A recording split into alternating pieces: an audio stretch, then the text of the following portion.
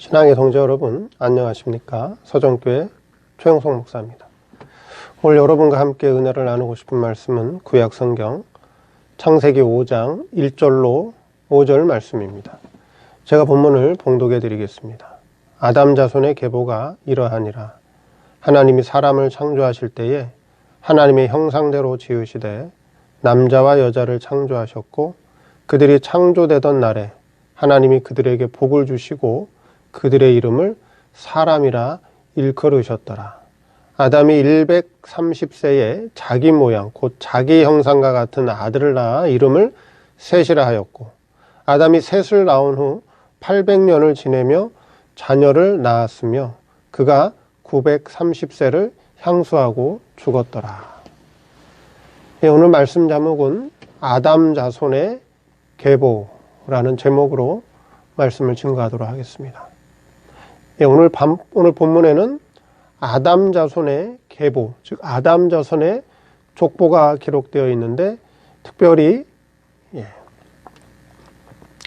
그 이후에 보면은 셋의 족보에 대해서 기록을 하고 있습니다. 왜 성경은 아담 자손의 계보, 즉 족보를 기록하고 있느냐 하는 것이죠.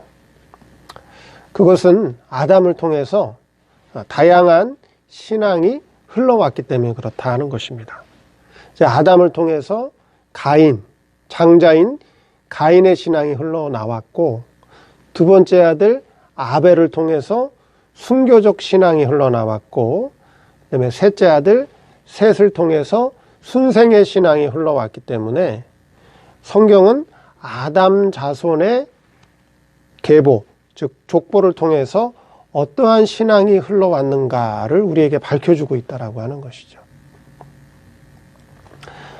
이 말씀을 통해서 우리 성도는 자신의 뿌리, 자, 육신적인 혈통의 뿌리도 알아야 되고, 그 다음에 신앙 계통의 뿌리도 알아야 된다라고 하는 것입니다. 아무리 시대가 변하고, 그렇죠? 사람들의 가치관이 변했다 할지라도 내가 누구로부터 나왔는가에 대한 조상의 혈통, 내 조상이 누구인가에 대해서는 알아야 된다라고 하는 것이죠. 그 다음에 내 신앙 계통은 어떤 신앙 계통을 타고 나왔는가도 알아야 된다라고 하는 거예요.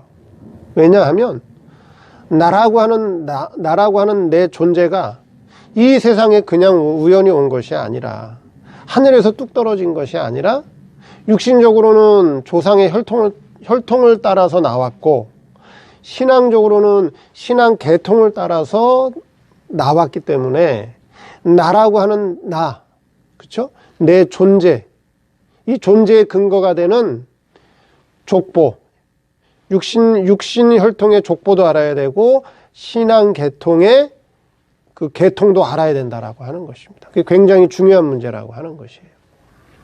오늘 말씀을 통해서 아담 자손의 계보, 아담 자손을 통해서 세 가지 신앙이 흘러왔는데, 그것을 알아야, 그렇죠?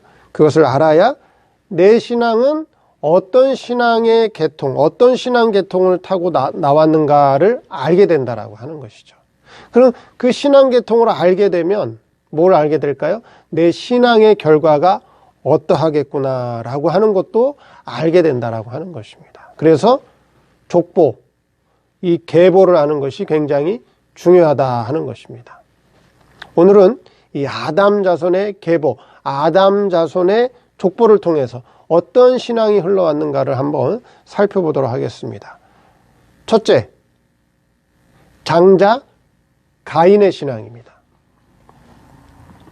오늘 본문에 보면, 저 창세기 5장 4절에 보면 아담이 셋을 낳은 후 800년을 지내며 자녀를 낳았다, 그렇게 기록하고 있습니다.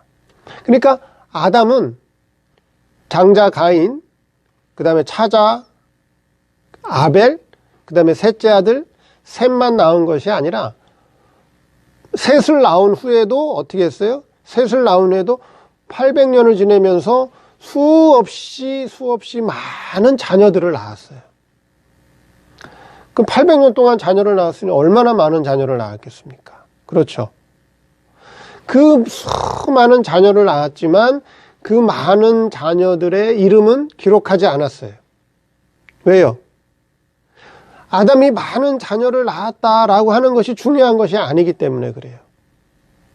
무엇이 중요하냐?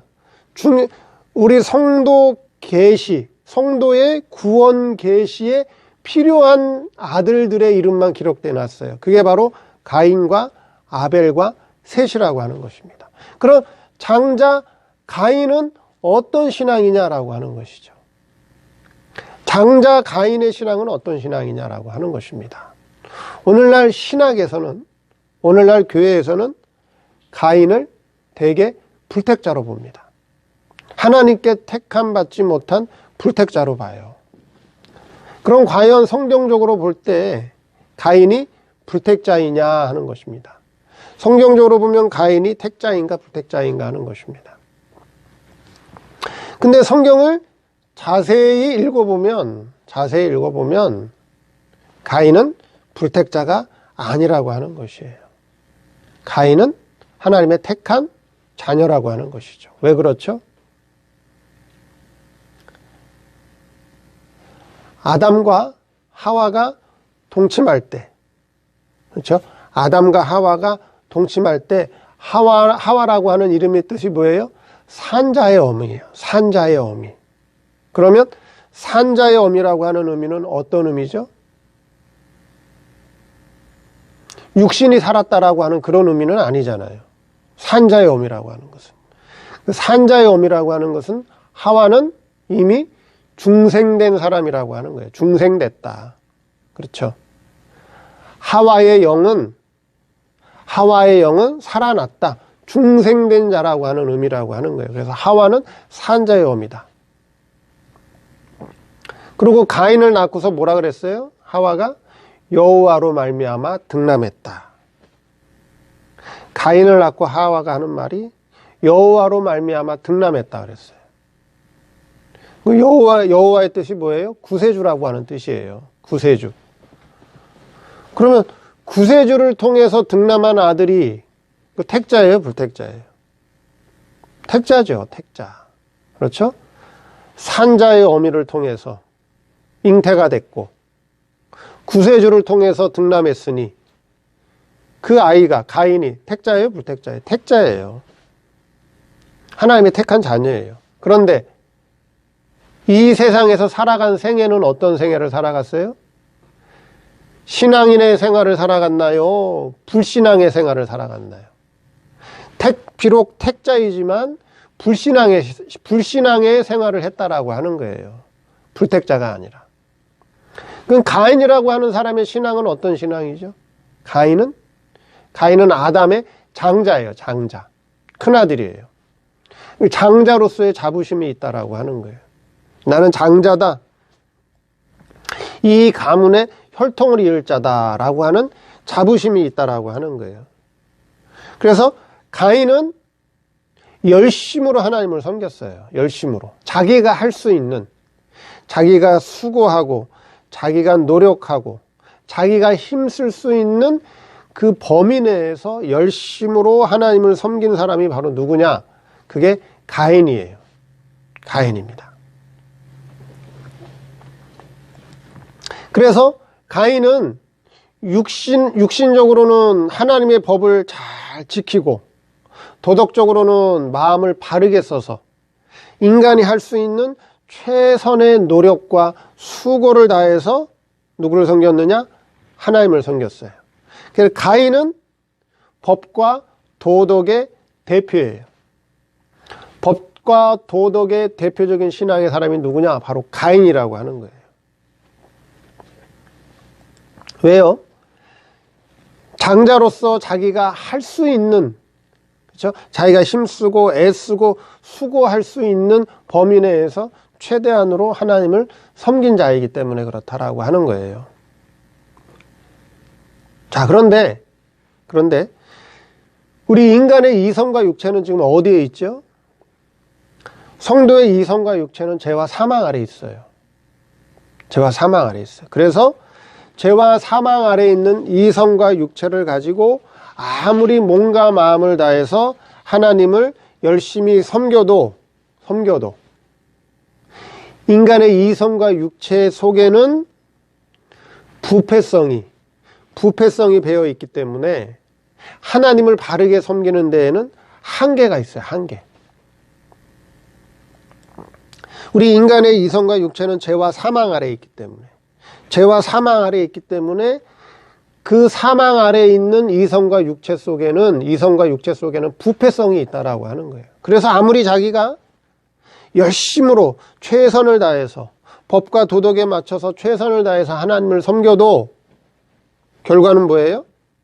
바른 신앙으로 하나님을 섬기는 것이 아니라 결국 불신앙의 길을 가게 되어 있다라고 하는 거예요.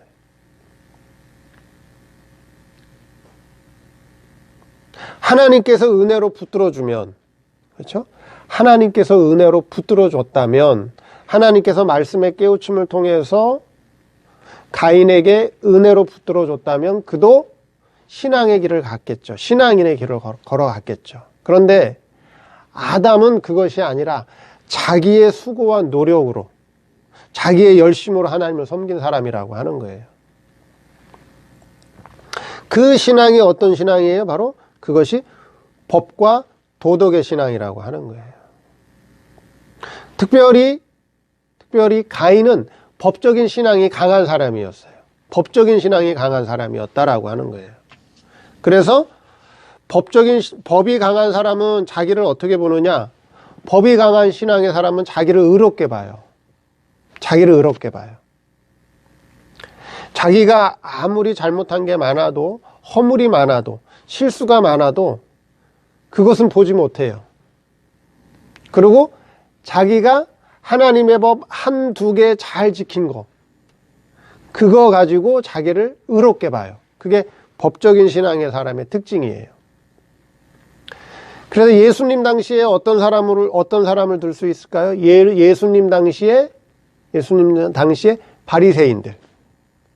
바리새인들이 바로 법적인 신앙의 사람들이었어요. 바리새인은 율법으로는 흠이 있다고 그랬어요? 없다고 그랬어요? 바리새인은 율법으로는 흠이 없는 사람이라 그랬어요. 법을 아주 철저히 지키는 사람들이에요. 그래서 자기를 항상 어떻게 봤죠? 자기를 의롭게 봤어요. 그리고 다른 사람들을 어떻게 했죠? 항상 다른 사람들의 잘못을 지적하고 정죄했어요. 그게 법적인 신앙의 사람들의 특징이에요. 근데 예수님이 바리새인을 뭐라 그랬죠? 회칠한 무덤이라 그랬죠. 회칠한 무덤. 겉으로는 하얘 보이고 거룩해 보이고 깨끗해 보이지만은 속에는, 그렇죠? 시체가 썩고 있다라고 하는 거예요. 회칠한 무덤이다. 가인을 통해서 무슨 신앙이 나왔다고요? 법적인 신앙, 도덕적인 신앙. 법적인 신앙, 도덕적인 신앙이 나왔는데 특별히 가인은 법적인 신앙이 강한 사람이었다. 그 법적인 신앙의 사람은 어떻게 한다고요? 다른 사람의 잘못을 정죄하고 비판하는 사람이다 하는 것이에요. 두 번째, 아벨의 신앙이 나왔어요. 아벨의 신앙. 아벨의 신앙은 무슨 신앙이죠? 여러분 잘 알듯이 아벨의 신앙은 순교적 신앙이에요. 그럼 순교적 신앙은 어떤 신앙이에요? 자기의 몸과 마음을 다 바쳐서 죽더라도 하나님을 믿는 신앙을 끝까지 지키겠다라고 하는 것이 바로 순교적 신앙이에요. 그래서 신앙을 위해서, 믿음을 위해서 자기의 몸과 마음 또는 목숨을 다 내어주는 신앙이 바로 순교적 신앙이에요. 이 순교적 신앙은 사람의 힘에서 나오는 게 아니에요. 내가 순교하고 싶다고 해서 순교하는 것도 아니고, 나는 순교하고 싶지 않아, 그렇죠? 나는 순교하고 싶지 않다고 해서 또 순교가 안 되는 것도 아니고, 이 순교적 신앙이라고 하는 것은 사람의 힘에서 나오는 것이 아니라 하나님의 진리와 영감 역사를 통해서, 하나님의 은혜를 통해서 나오는 신앙이 바로 순교적 신앙이에요. 아무나 순교적 신앙이 들어가는 게 아니라고 하는 거예요. 신약에, 물론 구약에도 순교적 신앙의 사람들이 많이 나오죠. 그렇죠? 히브리서에 보면은 물론 구약에도 순교적 신앙의 사람이 많이 나오는데 우리 신약으로 와서 대표적인 순교적 신앙의 사람이 누가 있을까요? 사도행전에 나오는 스데반 집사님. 스데반 집사님이 나오죠. 예. 스데반 집사님은 자기의 몸과 마음과 목숨을 다 바쳐서라도 하나님에 대한 신앙을 굽히지 않겠다. 하나님에 대한 신앙을 지켜내겠다. 그게 스데반 집사님이죠. 그래서 결국 어떻게 했어요? 순교했죠. 그러면 아벨은 순교를 했기 때문에 자손이 없어요. 아벨의 족보는 없어요. 그런데 아벨의 신앙, 순교적 신앙이 흘러왔나요? 안 흘러왔나요? 아벨의 순교적 신앙이 끊어졌나요? 아니면 아벨의 순교적 신앙이 계속 흘러왔나요? 계속 흘러왔어요. 아벨은 순교해서 그 족보가 끊어졌지만 아벨의 순교적 신앙은 면면이 흘러나오고 있었다라고 하는 것입니다. 그게 어디 나오죠? 그게 누가복음, 신약성경. 누가복음 11장 50절에서 51절 말씀에 이런 말씀이 있습니다. 창세 이후로 흘린 모든 선지자의 피를 이 세대가 담당하되 곧 아벨의 피로부터 제단과 성전 사이에서 죽임을 당한 사가랴의 피까지 하리라. 아벨의 피로부터. 아벨의 순교적 신앙이죠. 근데 그것이 끝난 것인 줄 알았는데 어떻게 됐어요? 흘러왔죠. 아벨의 피로부터 제단과 성전 사이에서 죽임을 당한 사가랴의 피까지 하리라. 네. 그러니까 그 순교적 신앙이 끝난 것이 아니라, 단절된 것이 아니라 아벨을 통한 순교적 신앙이 면면이 흘러오고 있었다라고 하는 거예요. 스데반을 통해서 순교적 신앙이 흘러오고 있구나. 그럼 지금도 어때요? 지금도 순교적 신앙을 가진 사람들이 있다라고 하는 거예요. 신약을 살아가는 지금 이 시대에도 아벨의 신앙을 닮아서 순교적 신앙을 가지고 살아가는 성도들이 있다라고 하는 거예요. 또 아까 가인의 신앙, 그렇죠? 가인을 통한 법적인 신앙을 가진 성도들도 지금 있다라고 하는 거예요. 저는 법적인 신앙을 가진 그 신앙 계통에서 저는 신앙생활을 했어요. 그래서 법적인 신앙을 가진 사람들의 신앙이 어떠한가, 법적인 신앙을 가진 사람들의 신앙적 특색을 알고 있어요. 왜냐하면 저희가 처음 신앙생활한 것이 법적인 신앙, 법적이고 도덕적인 신앙을 가진 곳에서 신앙생활을 했기 때문에 또 법적인 신앙을 가진 사람들과 신앙적 교제를 해봤기 때문에 법적인 신앙을 가진 사람들의 신앙적 특색을 알고 있다라고 하는 거예요. 그래서 지금도 법적인 신앙을 가진 사람들이 있다라고 하는 거예요. 법적인 신앙을 가진 사람들이 있다. 아벨은 순교적 신앙이다. 그래서 가인이 아벨을 어떻게 했죠? 내 신앙과 맞지 않으니까, 내 신앙과 다르기 때문에 아벨을 어떻게 한 거예요? 죽인 거예요. 그래서 자기 동생을 죽인 거예요. 자기 동생을 죽였다라고 하는 건 뭐예요? 결국 순교적 신앙을 가진 사람을 핍박하는 사람이 누가 핍박을 해요? 같은 기독교인이 핍박을 해요? 아예 기독교를 모르는 사람들이 핍박을 해요? 기독교를 아는 사람들이. 기독교인들이 순교적 신앙의 사람을, 법적인 신앙의 사람들이 아벨과 같은 순교적 신앙의 사람들을 핍박한다라고 하는 거예요. 같은 형제가 핍박한다라고 하는 거예요. 아벨은 순교적 신앙이다 하는 것이죠. 세 번째, 세세신앙입니다. 세세신앙이 나와요. 근데 오늘 본문에 보니까 뭐라 그랬죠? 자, 오늘 본문이 아니라 자, 창세기 4장 25절. 창세기 4장 25절에 아담이 셋을 낳고 뭐라 그랬느냐? 창세기 4장 25절에 제가 읽어드릴게요. 아담이 다시 아내와 동침하매 그가 아들을 낳아 그 이름을 셋이라 하였으니 이는 하나님이 내게 가인의 죽인 아벨 대신에 다른 씨를 주셨다 함이라. 아담이 셋을 낳고 뭐라고 그랬느냐? 하나님이 아벨 대신에 다른 씨를 주셨다. 그렇게 말씀하고 있어요. 다른 씨를 주셨다. 아담이 셋을 낳고 뭐라 그랬다고요? 하나님이 아벨 대신에 다른 씨를 주셨다. 그렇게 말씀했다고요. 여러분 이상하지 않아요? 다른 씨라고 하는 건 뭐예요? 종자가 다르다는 거잖아요. 종자가 다르다. 그럼 말이 돼요? 안 돼요? 여러분들. 아니 아담이 다른 여자랑 동침한 게 아니잖아요. 그렇죠? 아담이 다른 여자랑 동침해서 낳은 아들도 아니고 하와가 다른 남자랑 동침해서 낳은 아들이 아닌데, 만약에 아담이 다른 여자랑 동침해서 낳은 아들이라면 다른 씨라고 할 수 있겠죠. 그렇죠? 또 하와가 다른 남자랑 동침해서 낳은 아들이라면 다른 씨라고 할 수 있어요. 근데 그게 아니라 아담이 가인을 낳은, 아벨을 낳은 자기 아내 하와랑 동침해서 낳은 아들인데 뭐라고 했느냐? 다른 씨라고 그랬어요. 다른 씨. 다른 종자라고 얘기했다고요. 그럼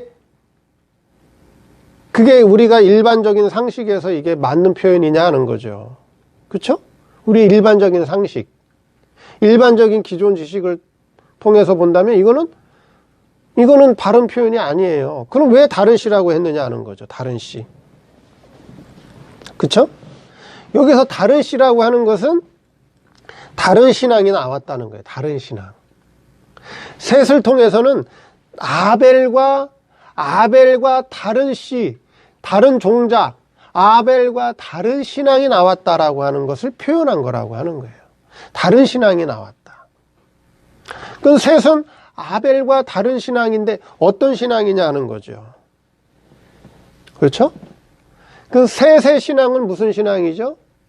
셋의 신앙은 바로 순생의 신앙을 말한다는 거예요. 순생의 신앙. 셋을 통해서는 순생의 신앙을 나왔다. 순생의 신앙이 나왔다는 거예요. 아벨의 신앙은 자기의 몸과 마음과 목숨을 빼앗겨도 신앙을 지키는 순교적 신앙이라면, 셋의 순생의 신앙은 뭐예요? 셋의 순생의 신앙은 뭐죠? 셋의 순생의 신앙은 목숨이 살아 있어도, 그렇죠? 목숨이 붙어 있어도 살고 죽는 거에 대해서는 뭐예요? 하나님께 다 맡겨놓은 상태예요. 그래서 살아도 좋고 죽어도 상관없는 신앙이 바로 순생의 신앙이에요. 대표적인 신앙의 사람이 예수님의 제자 가운데 누가 있을까요? 사도 요한. 사도 요한이 있어요. 사도 요한. 그렇죠? 전승에 의하면 사도 요한이 어떻게 했어요? 그렇죠? 로마 박해 때 사도 요한을 죽이려고 했어요. 죽이려고. 그렇죠? 그 원형 경기장에 사도 요한을 세워놓고 맹수들을 풀었단 말이죠. 근데 맹수들이 사도 요한을 먹지를 않아요. 잡아먹지를 않아요. 하나님께서 막아주신 거죠. 그 다음에 또 어떻게 했어요?